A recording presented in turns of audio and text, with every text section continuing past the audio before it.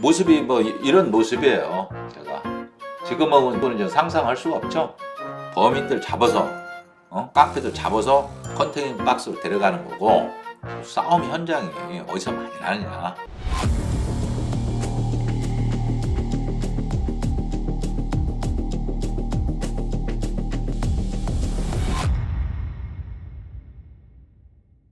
여러분 안녕하십니까, 중섭. 저는 강력 형사 20년 하고 지금은 탐정으로 활동하고 있는 박민호입니다. 오늘 이야기는 제가 형사가 되고 나서 가장 강렬했던 그 시절 조직폭력반 형사 이야기를 한번 말씀 한번 드리겠습니다. 조직폭력반 조폭반 형사라고죠, 일명. 이건 그냥 일반 단순 형사가 아닙니다. 정말 그때는 말 그대로 이 범죄와의 전쟁하던 그 시기였거든요. 그래서 제가 일전에 제가 안양 파출소에서 방맹이 차고 순찰하다가 안양 1번가에서 조폭들 3명을 제압한 사건 이후 그 사건에 대해서 그때 말씀을 드렸죠. 안 보신 분들은 다시 동영상을 한번 보시기 바랍니다. 그 사건 이후에 바로 제가 형사계로 올라갑니다. 형사계로 올라가서 안양경찰서에서 발령받은 것이 조직폭력반, 일명 조폭반이라고 그랬어요. 지금은 뭐 폭력반 많이 없어졌더라고요. 그 당시에는 사실 좀 굉장히 전국에 최초로 조폭반이라고 생겼어요. 그 후로 뭐 폭력반 뭐 이렇게 했었는데, 조직폭력반이라고는 지금도 아마 없을 겁니다, 아마. 그런데 왜 안양에 조직폭력반이 왜 생겼냐? 안양경찰서에, 지금은 안양경찰서가 안양서 2개로 나눠졌죠. 안양 만안서, 그 다음에 안양 동안서. 과천경찰서, 의왕경찰서, 군포경찰서가 없었습니다, 그 당시에는. 그래서 안양경찰서에서 군포, 과천, 의왕까지 전부 다 경찰서를 통합으로 관할하던 곳이 바로 안양입니다. 제가 경찰 들어오기 전에는 안산, 광명, 양재동 말죽거리까지 광범위하게 시흥까지 안양경찰서의 관할이었다. 치안을 안양경찰서에서 담당하던 그런 유석 있고 전통이 있는 곳이 바로 안양경찰서입니다. 또 거기에서도 형사계는 굉장히 분위기가 틀렸어요. 고참 형사들이 많았고 아주 베테랑 형사분들이 상당히 많았던 곳이 안양입니다. 뿌리가 굉장히 깊죠. 당시 안양 상황은 이랬습니다. 시내 생활한다, 이런 말이 있죠. 시내 생활. 안양 시내를 안양 1번가라고 그랬어요. 그래서 주변에 있는 의왕 고천이라든지 안산 다 모여드는 데가 안양 1번가 있습니다. 그래서 시내 생활을 한다는 말은 곧 건달 생활을 한다는 말이거든요. 조직폭력배라는 그런 뜻입니다. 너 시내 생활하냐? 생활하십니까요, 형님? 그것은 뭐냐면은 자기가 건달이라고 하는 거예요. 또 수원 같은 경우에도 시내 생활하는 게 인계동, 동문, 남문 이런 데서 생활한다는 게 건달 생활한다는 그런 뜻입니다. 안양이라는 데가 조폭이 AP파하고 타이거파 이렇게 나눠졌습니다. AP파는 AP 신파, AP 구파로 다시 나눠졌고요. 그래서 굉장히 조폭들이 많아요. 전국에서 내노라 하는 그런 조직들이고 서로 전쟁이 붙습니다. 그때는 막 공기총도 쏘고 칼부림도, 닛본도로 막 집단 폭행도 나고 유혈 충돌도 나고 아주 툭 하면은 막 진짜 지금은 여러분이 상상할 수가 없을 거예요. 조금 과장하면 하루라도 폭력배 때문에 조용한 날이 없었습니다. 왜 이 조폭 사건이 민감하냐면은 시민들한테 가장 바로 직결되는 거거든요. 조폭들끼리 뭐 어디서 전쟁이 나고 막 서로 싸우면서 막 죽고 이랬다. 그럼 바로 메인 뉴스에 나옵니다. 9시 뉴스에 조폭끼리 싸웠다. 얼마나 큰 사건이에요.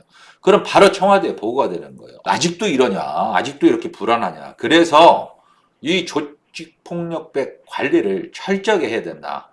이렇게 해서 조직폭력반이라는 게 안양에서 생긴 거예요. 왜? 하도 많이 싸우고 하도 많이 매스컴에 터지고 그러니까. 이제 무슨 말인지 아시겠죠? 그래서 경찰이 결론 내린 겁니다. 얘들은 이거는 따로 관리를 해야 된다. 얘들은 그냥 내버려 두면 안 된다. 왜? 조그만 그런 그 안양이란 데서 건달들이 깡패들이 그렇게 많으니까 서로 매일 싸우니까 그래서 회에서 따로 관리해야 된다. 그렇게 만들어진 게 바로 제가 들어간 조직폭력반입니다. 그러면은 조직폭력반의 그 생활은 어땠을까? 그 생활은 과연 이 신참 경찰이 거기 들어갔을 때 조폭반 생활은 어땠을까? 그 당시에 제가 뭐 모습이 뭐 이런 모습이에요. 제가 지금은 이제 상상할 수가 없죠. 제가 당시에 이제 29인가 30대 형사적 중에 형사, 강력계 형사가 된 거죠. 조폭반 형사가. 정말로 이 조직폭력반은 생활 자체가 달라요. 이 근무 시스템이 일반 형사계하고 일반 강력계 형사하고 강력계 있죠. 조폭반이 있고 강력반이 있습니다. 이게 나눠졌어요. 원래 강폭력반인데 두 개가 나눠져 버렸어요. 왜? 조폭은 전담을 해라. 이렇게 해서. 그래서 저희들은 안양서에 제일 후미진 곳, 제일 끝에 컨테이너 박스가 있습니다. 컨테이너 박스에서 정말 생활을 했어요. 그 영화에서 보면 정말 마동석이가 생활했던 그런 컨테이너 박스 있죠. 범죄도시 1편인가 그런 데서 아마 했을 거예요. 그래서 이제 생활이 어떻게 하냐. 근무 생활은 낮에는 안 움직입니다. 낮에는 자요. 밤에 움직입니다. 밤에. 그러니까 건달이 그렇거든요. 야행성이에요. 낮에는 일반인들이죠. 회사원들 뭐 출근하고 회사원들은 조폭이 있나 없냐 모르죠. 가끔 뭐 매스컴에서나 보죠. 누가 뭐 싸웠다 뭐 이런. 조폭들은 밤에 움직여요. 건달들은 야행성이에요. 술집 아가씨들도 야행성이죠. 그 다음에 라인계 건달. 라인계 건달은 도박꾼들. 도박하는 건달 반건달이에요. 반건달. 반달이라고 합니다. 라인계 건달.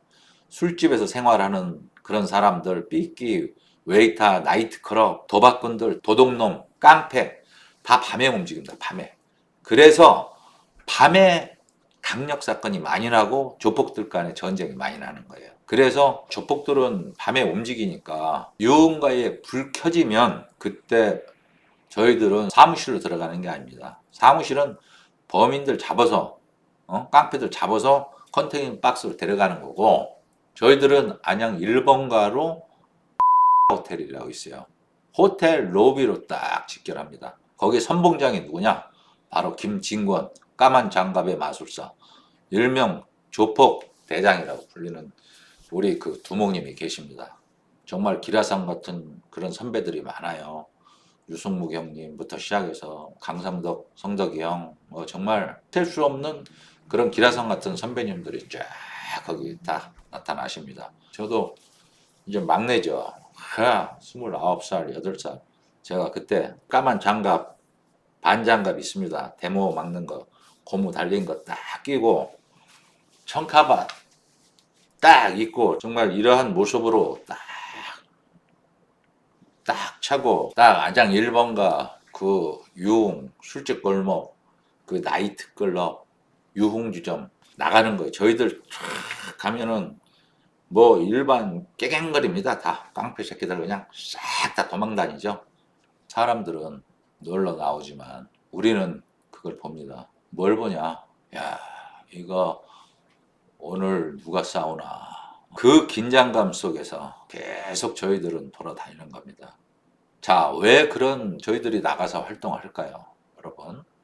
그 저희들 역할이 뭐냐? 그럼 나가서 국민들이 낸 세금으로 왜 그렇게 밤마다 자야 할 시간에 나가서 똑같이 깡패들하고 똑같이 생활을 하느냐.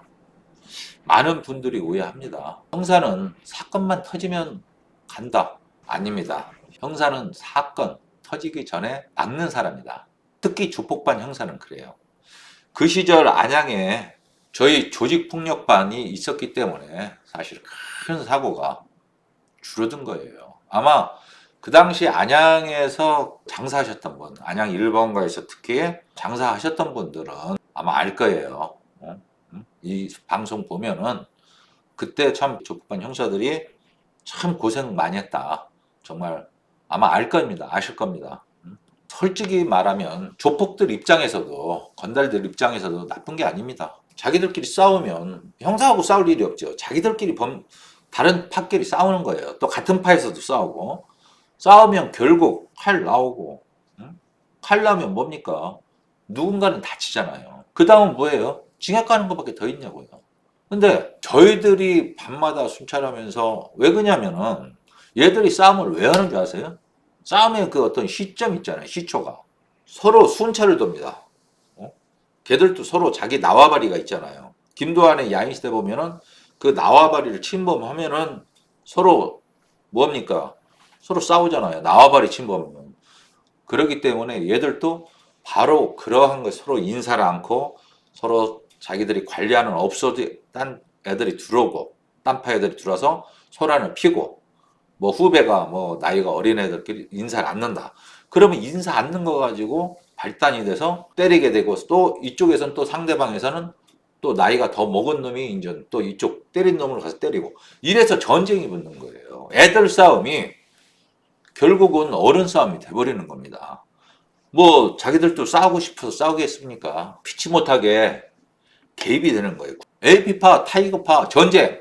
저희들이 90년대 그 전쟁 그 한복판에 있었지만은 바로 그런 것 때문에 애들 싸움이 어른 싸움 되고 조직 간에 충돌이 나가지고 몇십 명씩 구속되고 다 하는 게 바로 그래서 그러는 겁니다. 그걸 사전에 끊는 역할을 저희들이 했다.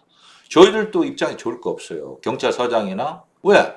조폭들이 아까 말했지만 싸우면은 메인 뉴스에 나오고 메인 뉴스에 나오면은 위에서 니들 뭐 했냐? 서장 작살 나는 거예요. 경기청장 작살 나고 지방청장이 작살 나고 혼나잖아요. 청와대에서 혼나고 본청에서 감찰 뜨고 하니까 그걸 사전에 시민 보호도 하고 조폭들이 싸움 안 나게 하고 그래서 돌아다니더라. 조폭 형사가 됐다. 응? 싸움 현장이 어디서 많이 나느냐? 장례식장, 이런 예식장 뭐 이런 데 싸움입니다. 왜? 그거는 이제 지역에서 서로 누가 죽으면은 서로 아는 사람끼리 가잖아요. 거기서 가서 모여서 술 한잔 먹고 거기서 이제 감정이 폭발해가지고 싸우고 그러는 겁니다. 뭐 인사 안 했다고, 뭐 눈 마주쳤다고, 자리 문제로 어깨를 부닥쳤다고. 뭐 이유가 그거예요. 단순합니다.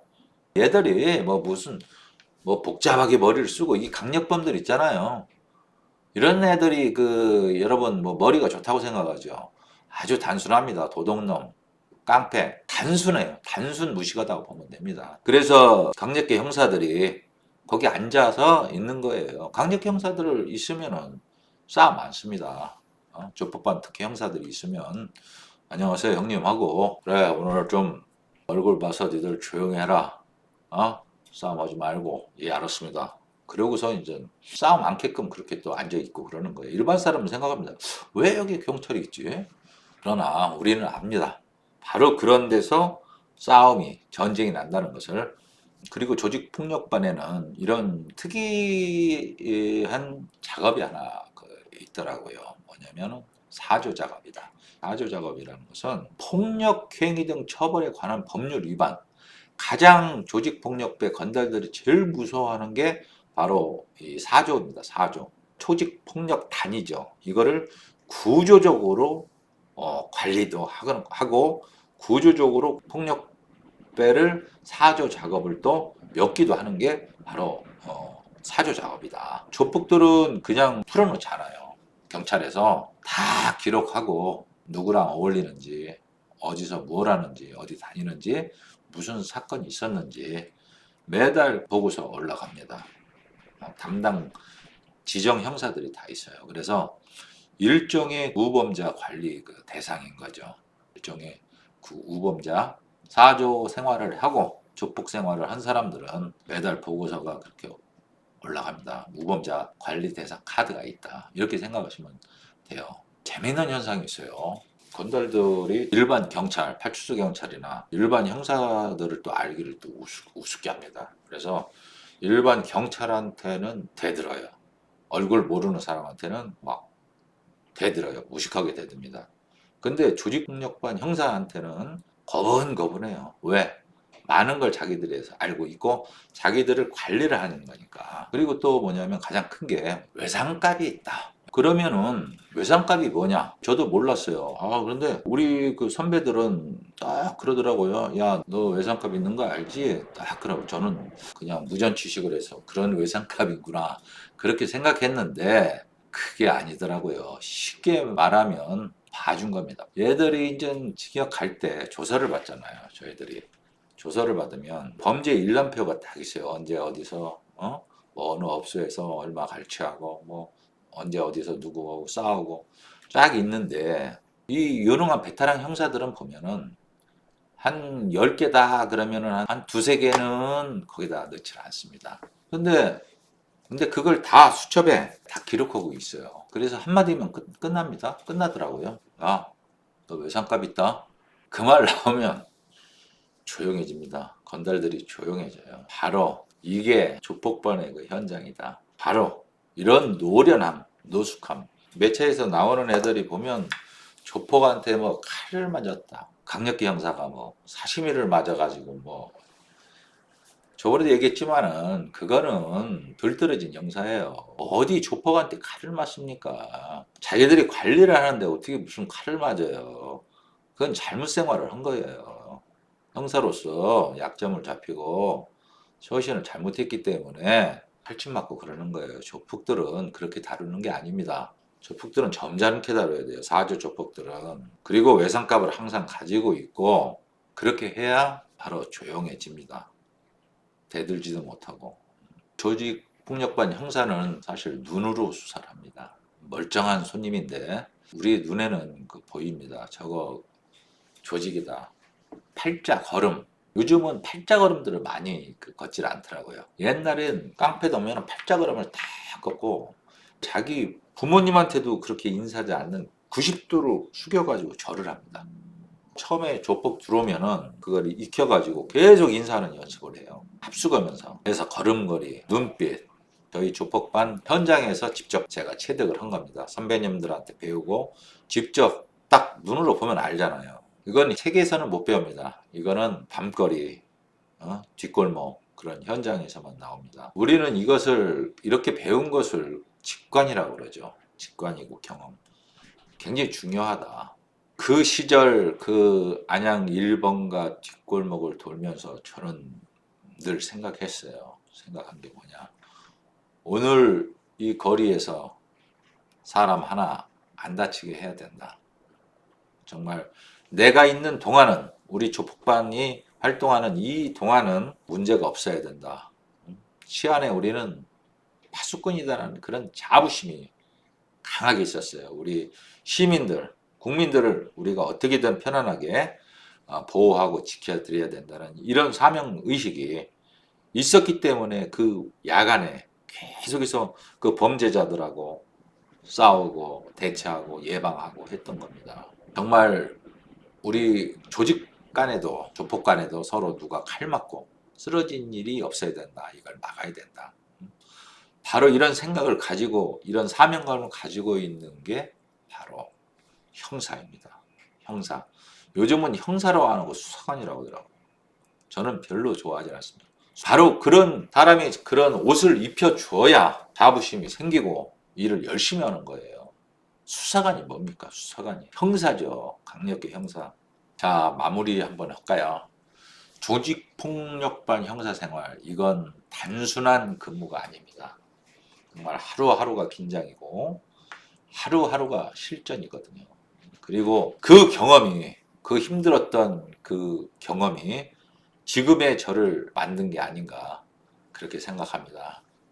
지금도 저는 그때 그 방식 그대로 정말 수사를 그렇게 합니다. 그 옛날 안양 1번가 뒷골목에서 그 힘들었던 국민들을 생각했던 그 마음으로 지금도 그 방식 그대로 그 마음을 잊지 않고 그 방식 그대로 우리 의뢰인들한테 다시 돌려드리고자 그 방식 그대로 탐정 생활을 하고 있습니다. 사람을 쫓지 않습니다. 패턴을 보고 흐름을 보고 노련하게 증거를 봅니다. 여러분 지금까지 제가 우리 조직폭력반에 들어와서 생활이 이랬다는 것을 말씀드렸죠. 다음 편에서는 저희 조직폭력반에서 실제로 터졌던 사건, 여러 가지 사건이 많습니다. 그리고 그걸 어떻게 막았고 해결했는지 현장 그대로 말씀드리겠습니다. 그때 당시에 90년대 초중반 안양 1번가에서 저를 아시는 그런 시민들 한번 전화 주십시오. 소주 한잔 하게. 가장 좋은 게 삼겹살이 소주 아닙니까? 시민들 언제 전화 주시고, 또 시내 생활을 했던 우리 건달 아우들 형님들 있으면 전화 주세요. 우리 선배님들도 경찰 선배님도 전화 주시면은 한번 제가 식사 대접 한번 하면서 지나온 옛날 얘기 한번 나누도록 하겠습니다. 자, 지금까지 저희 조폭반 이야기를 들어주셔서 감사합니다. 지금까지 그 박민호였습니다. 충성! 감사합니다.